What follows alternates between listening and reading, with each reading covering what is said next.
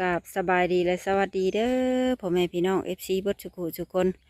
บ่ว่าสิอยู่ภายในและก็ต่างประเทศกันยินดีต้อนรับเข้าสู่ช่อง YouTube ของแม่สมหวังชาแนลมาพบมาพอมื้อนี้ก็สิได้นำพา FC ไปหาสาวโสดหน้าใหม่เนาะทุกคนซึ่งเพิ่นหาก็เปิดใจมื้อนี้เป็นครั้งแรกมื้อนี้ก็สิได้เดินทางไปหาเพิ่นอยู่เฮือนพุ่นแหละเนาะตอนนี้ก็ยังอยู่เฮือนอยู่ทุกคนเลยFC ท่านใดเข้ามาแล้วก็ฝากกดไลค์กดแชร์กดติดตามให้ช่องไม่สมหวังชาแนลในเด้อทุกคนเด้อก็เพื่อเป็นกำลังใจในการเฮ็ดคลิปต่อไปเนาะทุกคนโดยและที่สำคัญก็ต้องกราบขอบคุณ FC ทุกท่านที่เข้ามากดเบิ่งกดชมแต่ต้นจนจบก็ขอให้ FC ทุกท่านจงอยู่ดีมีแรงสุขภาพเข้มแข็งอายุมั่นขวัญยืนเด้อความเจ็บบ่ให้ได้ความไข้บ่ให้มีแต่ความสุขกายสบายใจเฮงรวยกันเด้อสุขุสุขคนสาธุเนาะอีกอันหนึ่งเนาะทุกคนถางว่าภาพใดหรือว่าคำเว้าคำจาใดกิริยาท่าทางใดบ่เหมาะสมเนาะแม่สว่างก็ต้องกราบขอโทษขออภัยนำหลายๆเด้อทุกคนเด้อ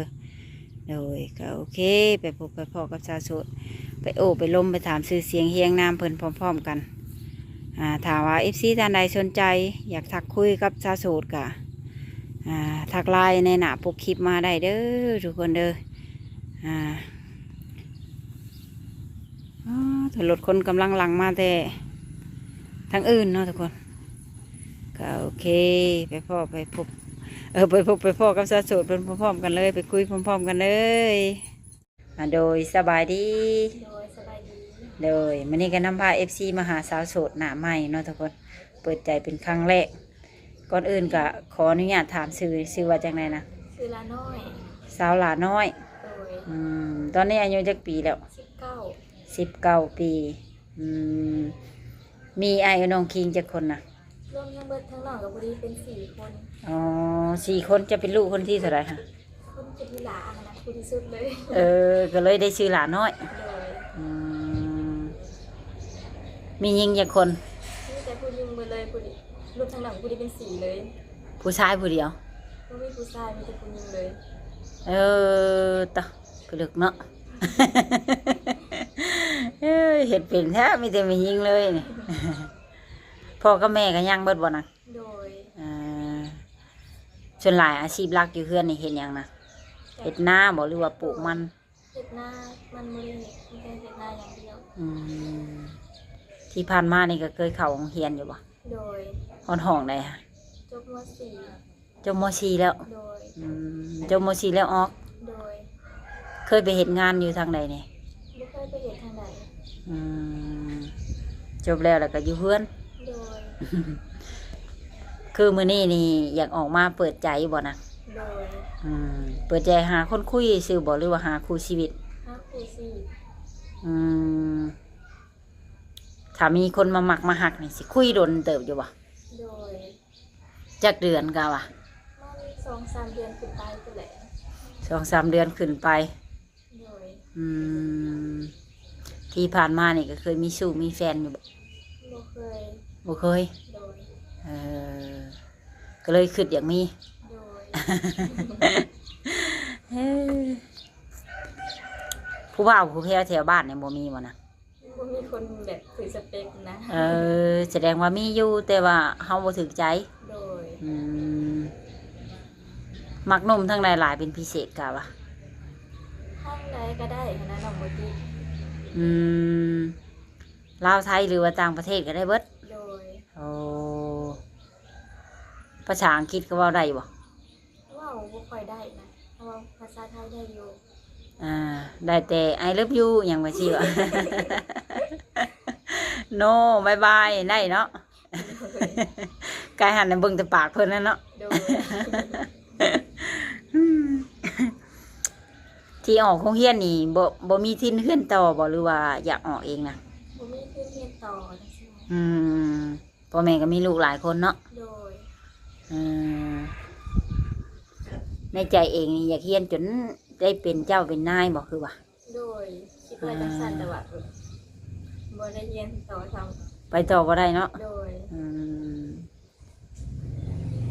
ก็บ่เป็นหยังเนาะ เด้อมื้อนี้กินข้าวกินน้ำแล้วบ่นะ ยังบ่ได้ทันได้กิน ยังบ่ทันได้กิน โดย เฮ็ดอาหารกินนี่เป็นหลายอย่างอยู่บ่ โดย อื เป็นอยู่ ม แต่ว่าบ่ค่อยหลายนะ อืม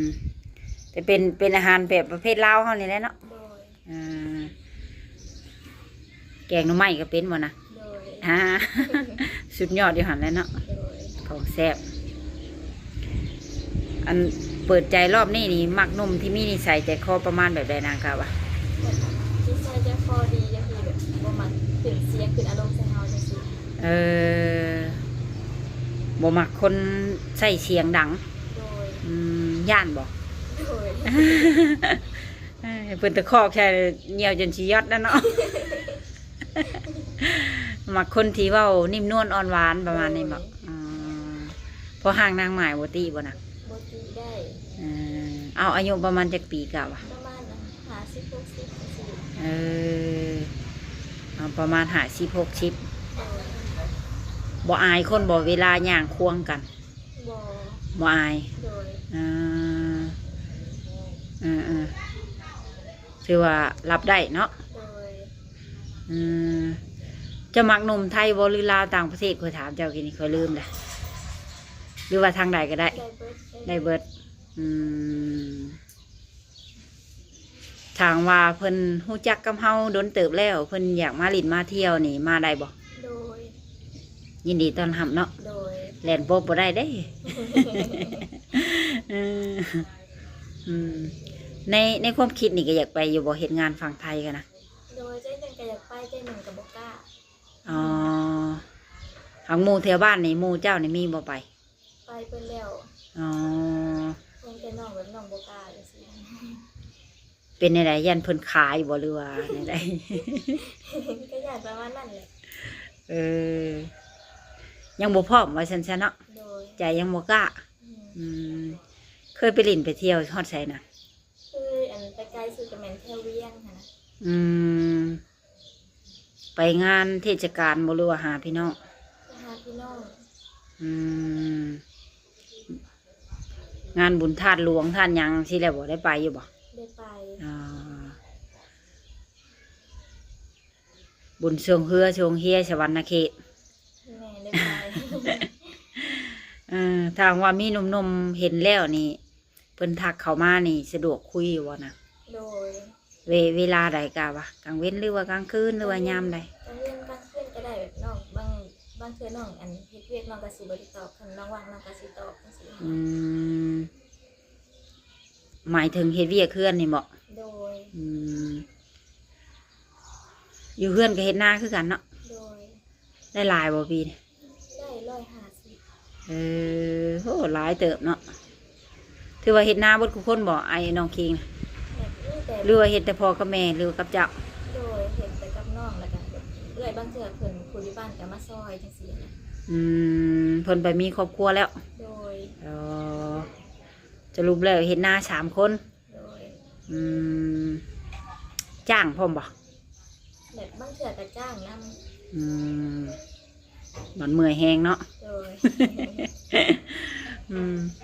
คันเอาก็เพิ่นแล้วนี่ให้เพิ่นมาอยู่น้ำเจ้าบ่หรือว่าเจ้าสิไปอยู่น้ำเพิ่น จังใดก็ได้น้องบ่ติดได้เบิด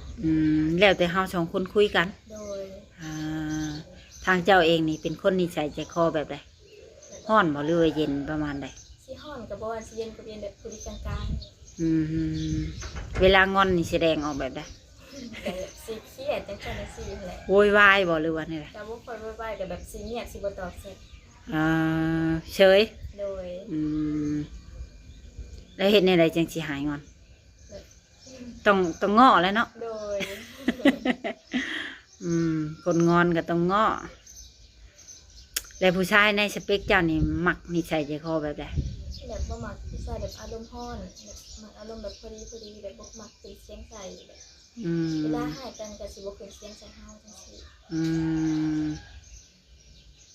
พอห่างพอหมายบ่ติเนาะ โดย ติอย่างเดียวคือบ่อยากให้ขึ้นเสียงใส่ โดย เคยแสดงว่าเคยเห็นแล้วคนหายกันนี่เนาะ โดย รู้สึกแบบใดแบบนั้นนะ แบบบ่คั คักในใจนะจะเป็นอะไรแบบบ่มัก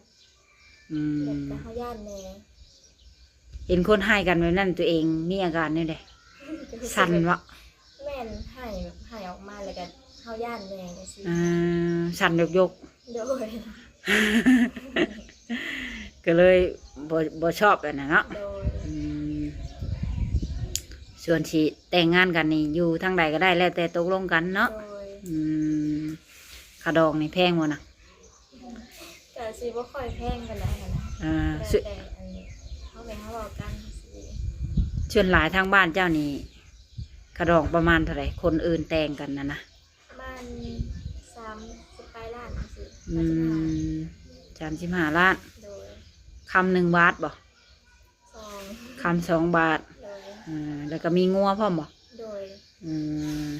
งัวนี่จักโต 2 งัว2 โต35 ล้านก็ประมาณ50,000 บาทเนาะ โดย กับคำ2 บาทงัว2 โต อืมคุยนี่คบคุยกันนี่ประมาณ3 เดือนขึ้นไปคนนั้นเนาะ โดย คุยถึกใจแล้วก็พร้อมคบพร้อมแต่งบัด โดย หน้าหนาวสิว่าฮอดได้เนาะ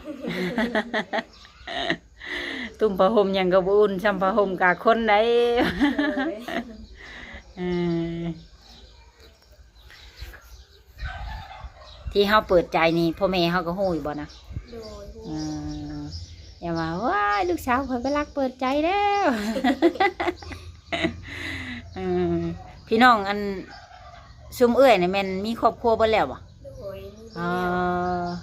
เดียว ยังแต่เจ้าคนเดียวเนาะ โดย อืมแสดงว่าเป็นมาเป็นลูกเคยหลาแล้วไผมาเป็น ชั่วโมงชั่ววันนี่ไปเฮ็ดงานทางไหนนะหรือว่าอยู่เพื่อนที่เสีย อยู่เพื่อนแบบพี่เบี้ยเงินเดือนซ่าจังซี่ ช่วยพ่อแม่เนาะ โดย พ่อแม่นี่เป็นชาวนาบ่หรือว่าทหารตำรวจ ชาวนา อ๋อหน้าไก่บ่นะ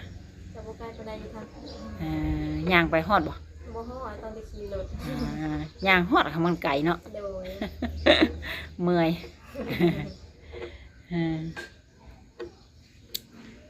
คันว่าเพิ่นนัดพบนัดเจอเฮาอยู่มุกดาหารนี่ไปได้บ่นะ ได้ เจ้าสิไปกับไผ ไป